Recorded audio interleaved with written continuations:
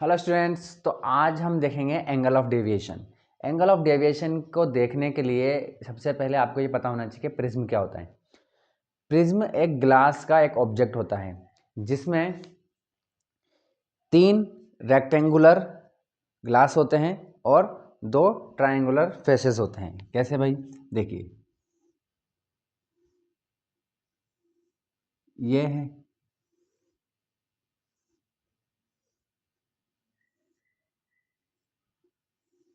इस तरीके से,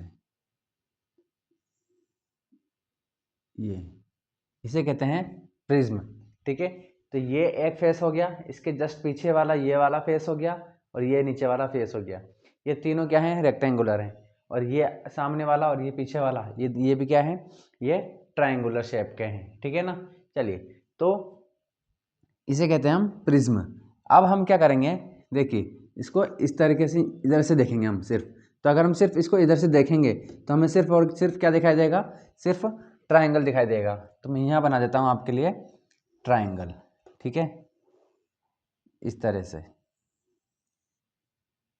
ठीक है, बात समझ में आ रही है? तो यानी कि हम इसको इधर से देख रहे हैं तो ये पूरा अंदर की तरफ ऐसे रखा हुआ है। ठीक है, चलिए, अब अगर लाइट रे आती है इस तरह से, ये लाइट रे है। ठीक है, ये लाइट रे है। तो ये जब आ रही है, आने वाली लाइट रे को क्या बोलते हैं? इंसिडेंस रे। इंसिडेंट रे क्या बोलते हैं? इंसिडेंट रे बोलते हैं। ठीक है, इंसिडेंट रे। ठीक है, चलिए, अब यहाँ पर हम क्या करेंगे? एक नॉर्मल बनाएंगे। ठीक है, अब हमें पता है कि यहाँ पर एयर है। एयर क्या है? रेयर मीडियम है। और ये ग्लास से बना हुआ है, पूरा सॉलिड ग्लास है, तो ये डेंस है। तो क्या होगा? ये नॉर्मल की तरफ बेंड हो जाएगा। तो अगर इस ये था तो इसको ऐसे जाना चाहिए था, इस तरीके से। ये डायरेक्शन है इसकी, सीधी की सीधी। ठीक है, बट ये बेंड हो जाएगा और बेंड होकर के ये इस तरीके से निकल जाएगी लाइट रे। ठीक है, तो इस लाइट रे को क्या बोलते हैं हम? इसको बोलते हैं हम रिफ्रैक्टेड रे। क्या बोलते हैं? रिफ्रैक्टेड रे। बात समझ में आ गई? अब देखिए, ये इंसिडेंट रे है, ये नॉर्मल है। तो नॉर्मल और इंसिडेंट रे के बीच में जो एंगल बनता है उसे क्या बोलते हैं हम? Angle of incidence. ये वाला एंगल को हम क्या बोलेंगे? Angle of incidence. ठीक है, लाइट आ गई।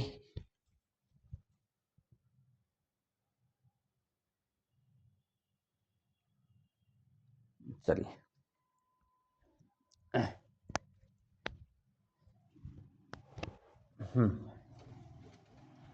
देखिए, थोड़ा बड़ा लिख देता हूँ। Angle of incidence. ठीक है, दिख रहा है?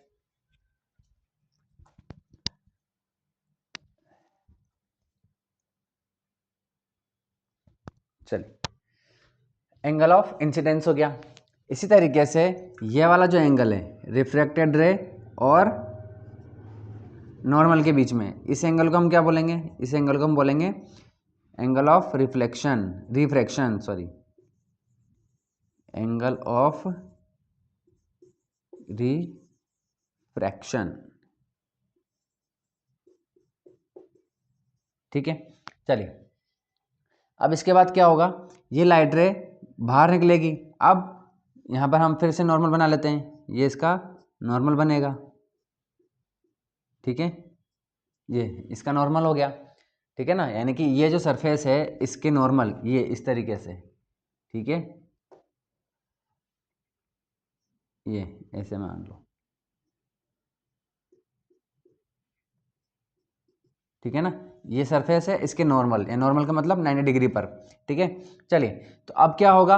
अब लाइट रे कहाँ पर है भाई? लाइट रे है डेंस मीडियम में। कहाँ जा रही है? रेयर मीडियम में, एयर में जा रही है। जब एयर में जा रही है, रेयर मीडियम में जा रही है, तो ये क्या होगी? नॉर्मल से दूर हटेगी।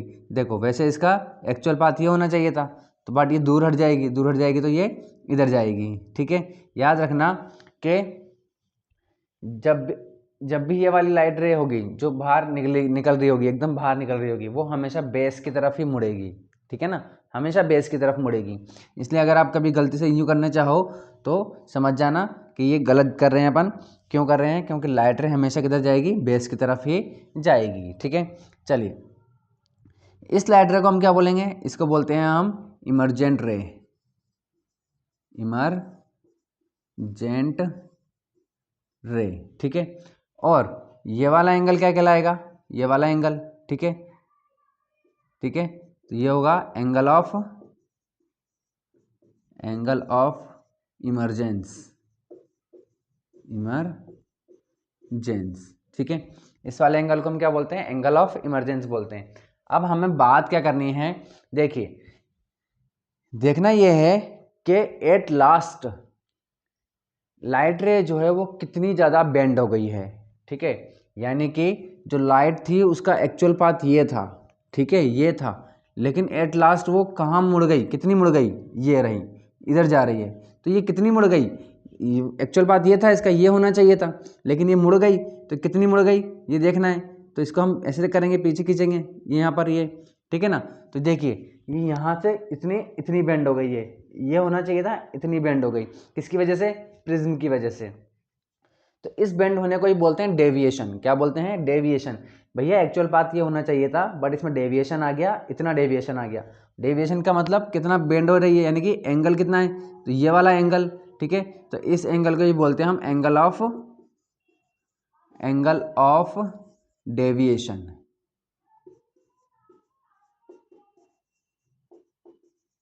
ठीक है, इस तरीके से। तो ये वाला एंगल क्या कहलाता है? Angle of deviation. मतलब क्या है इसका? एंगल ऑफ डेविएशन का मतलब या डेविएशन का मतलब क्या है कि लाइट इमरजेंट जो इंसिडेंट रे थी, इंसिडेंट रे का जो एक्चुअल पाथ है, उस एक्चुअल पाथ से कितना ज़्यादा बेंड हो गई है लाइट रे एकदम प्रिज्म के बाहर निकलने के बाद, ठीक है ना। तो जितना वो बेंड हो जाती है उसी को क्या बोलते हैं? इमरजेंट बोलते हैं, इमरजेंट रे बोलते हैं इसको, तो ठीक है। और जितना वो बेंड हो गई है उसे बोलते हैं एंगल ऑफ डेविएशन, ठीक है। समझ में आ गया होगा मेरे ख्याल से आपको।